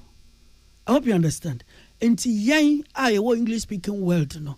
Nea me pesa me kyerɛ ne sɛ da bia yɛhwɛ nneɛma a woayɛ ne yɛde agyagye na no ne yɛde ka law no ho ma law no enyini yɛn yɛmra no enyini whereas sɛ nea ma kyerɛ mu no sɛ Ivory Coast or any English French speaking country ɛna asɛm wei esi ya nka yaka awie adenti na nka yaka awie mmra ne se oba ya ware ɛwɔ mmra mu ɛyɛ ordinance no court nko an yebetumi egu aware no nti French fo mmra no ya tro de ato wɔ sɛ court nko an yehwɛ ekogu no na make de aso so sɛ wo ba English speaking world no a ye law ye mmra efa ne common law no a yen ye de no judge efa ne sɛ mmra no ya tro all right ya tro awie no court no so tie ensama ebefiri mu mienu enum aba no de agina so aka sɛ ne ayatwero no me fa nya adwuma na sɛ mma me fa nya adwuma okay and yet the difference between the two anunti na say difficult to tell who will win the case na Ivory Coast and France and Germany and Russia nka asam ne yaka wie okay because ya tro say court nkwa ne yegu okay emremu nso akosi say one for case bia nko court English speaking world no beyond ne ya tro no judge ne be bisa question say adwen ba na ba wutirim a wode papa ne nsa ne koma no number 2 wode nsa de ko ewie no anamon ba mbiem na watu biem because what desert wo kunu for a very long time it is there is an intention of separation no lead to divorce ebiom woni be mate na hu se be ma no wakwakofa empena twe nobody can prove it because sabe yanya na bonte any dem na to the extent say what is say odobroni abetena efie ho nya efie ho no kura wote no wutumi eba because lumba fie say wo Germany o say wo Ghana a matrimonial home. I hope you understand. A matrimonial home, that is a home belonging to the wife and the husband. And now what is a Mogana matrimonial home no bafu frobi abetena for years one per fee. Now was I take a biom next one is a fedia awo abem 1 per fee. I want so an accidental 1 2 3 4 5 senior working 6 anti 6 anti 6 dear. Wabra wini wukunu te na wo dono. No for what you quire bonia, what the no court for bigamy. Bigamy, a bachelor, so akobo jamai. On the other hand, no, bigamy no why a how to the extent is a wound to me and warrenwa. And yet bigamy be because bigamy do a besa bewaro. No more than never court for adultery, no wagina so a jai a warrior. Me pacho, a question say, well, be a not record the beer and was all the Lumba court for bigamy. And a record the beer so any was say. Or say kwesi say wa adwobroni abetena odobroni abetena fie ho no one ne be kontoko be pamono. These are incidents we are na de kire say we ye eyire so bi abetena wo kunu fie na one na kontoko na wa pam no asesa ne no ma ato agu abonte. This is the only one thing only if I say legal wife ebetumi aye sa no ma na wanye ni nyina no judge ne betumi agina so say ko ba say wanye bibisa very good what can you pa ekobasa wanye bibisa sa na mo no wantu a coupled with the fact to say the marriage was contracted in Germany now what to Germany nti free wo fie de court no bi kura enru 1 kilometer wan kogu aware no ewo ho on the other hand what to make sure a letter from a quantity no be won Lumba na tietia na wo kogu no wanye so it means say pena na won pe wo ho asem se obetu na mo akogu no but substantially in spirit no wadwene o sa aware na eni ho biem because of your conduct because I can remember no say wadi be fa ni delay defeats equity so when me delay we delay now when me defeat now when me equity means ade aye papa e come out equity does not favor the indolent but the vigilant which I say equity aids the vigilant and not the indolent. Sure. It is a winning memory. We had an observe some questions. Very I could just say one lawyer for no emphasis no me nyina mbom no mo hwe the conduct of it. Inti na make asebia na ma conclude this say achia na emu ye then na efe pa say akosia say wa be kai say ne ma wa wo no omunuanom direct any Lumba emma na dia nyame aye a nwanwa pa na ne se wobohu se akosua se wa ne ma no ebi se lumba ne ma pa obeka so mu ye twins sa na nyame ye no na wobohu se akosua se wa ne ma no ebi wo mo mpeni nuanum na asem na mom lumba ma ompa ne ma me ma na se lumba ma ni bi na ope nti because of this blood na aba a bounding on together no then na efe say wo bekwa ko hu abusia penny no na asem we mayi every court abefie na mo aba beka because court no mo de ano na eka ene fie so mo de ano beka na mom court de no e ni bibia ye fe ni win-win situation wo court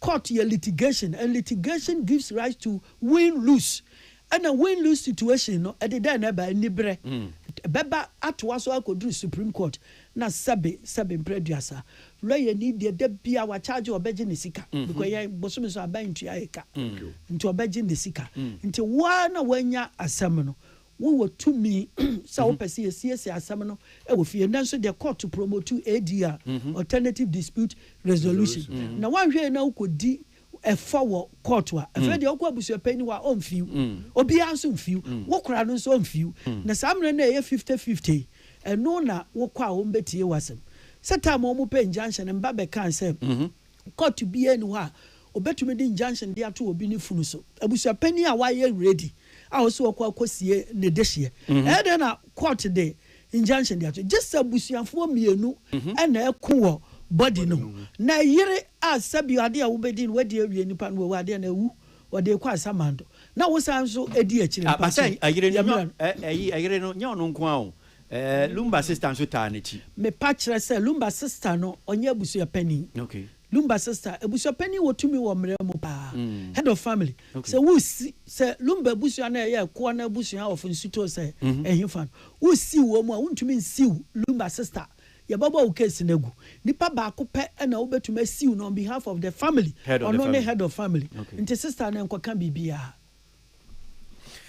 yani ayem renim ni ya no che frame form studio no anu se oboan na etimi atensem ase etiefo omiensua de se medical ka we nya aboa kwasia we nya TikTok we nya social media we ye sua de ye hunu se ne sitie ensem ne bi wa ebetimi aye ode ebi wa enya ode ba no nkire se eya aboa kwasia jimi onim nyansa da bi eya de ne yesua sebi obi ahyeda akọ agibre esua de esua mra unim ekopie court yi sebi enya woni ede okogina court enya woni efa o se mre nimni because unim mra anteboy nyabotre na esua de na hu because emra no ya twro no black and white as omo a husua mra no be kan say the what the law lies in the bosom of the judge sana mo kan me boa nti sauti asesa na chese enye the written law no chese enye ni a twro homa no so pe nti ukokin kan na of the judge yeah that is the common law system nti ye betuma twro bibi black and white wo and so judge no ebeka something different the common law system the most powerful person is the judge and if you want to test the veracity of the law, the efficacy of the law, you only have to go to court. That's no Senate ni mudu na ho den no. Enya kenkan na wa kenkan no. Enya. Enti men yes okay anasemra na atwro no brofo. Enti just a case no kodru court of judge ni de be fa ba bi kura. Wa register wasase okuta ho bibia from lands commission. Yakoye search a wo wudini na yehunu. Obi de wo court a wo twe sa krata ni pie ya wunwie. Fe na court no ba hwehwe ma hu kwan a wo fa so a unya akata unya sa akrata no bi kura na ye genuine way na mom court ba ba hu sa busuani bi ono ye nkrani a wo free bukom nti what ni fi yet na sa ase so say nipa na hu yan so register na land because what one one kura ase nti on register na land and na wo okokoto free na busu ya penny ho and na wo call register court who ni say busu ya penny na we have say wo fa say na wo ba na wo nana ne na kaile asase we ono ne line no atena so for the last 100 years we say I you refractory rights wo fa na chi na wo kokoton ewa wo be wo say document na ekura wo sem na judge na me ya cancel no nti yan mra no ne ya twero no nya na ye de adwuma eye ne ya judge beka na nka obitumi ko wi akrante ne de na tum 2 years na obi akodi aban sika be 100 billion no no so akoda mu 2 years ne judge ne beka nya ne ya twero. Well, so many anu we were saying Jano chimema ebia wamu bibia mbebusa na nchechi mu bia se ekobia na akọ na yaba be di entam kase ho nkomo kakra na yaba be hwe letter bi epie now yenti ase ne se sa letter no ya akosu ase wa na actual letter no making kind na waboaye na se sam letter no ya ade ebetimi aye adwuma enye adwuma na ne aka no ye di atoa so kwesi mensa ase mfi so lawyer Anochi Frimpong.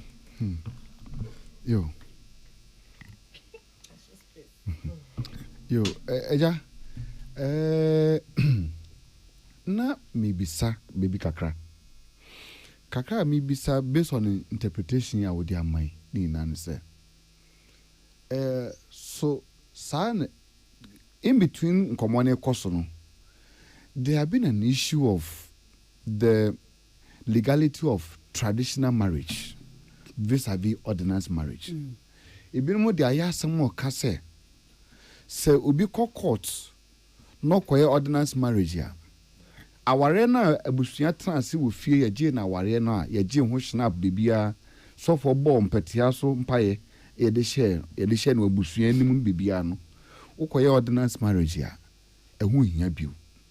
And one of the conversation sisi yede parade wo krom amana kwete say jen as account for yen tradition ya mamra ya gia ware wabusuamu no ehu hia because of ordinance marriage and yi papa wa ha chirim kakramai. Okay, nchase na ene say yen Ghana for your marriage miensa your customary marriage ye efie de no na your Mohammedan marriage nkramofo de and your ordinance marriage nkramofo de yenye anu mfiri for now. That's right. The customary marriage we are talking about a situation oba na busuafo ene be ma busuafo ehia ne de oba no ne fie ana na busuamu amamre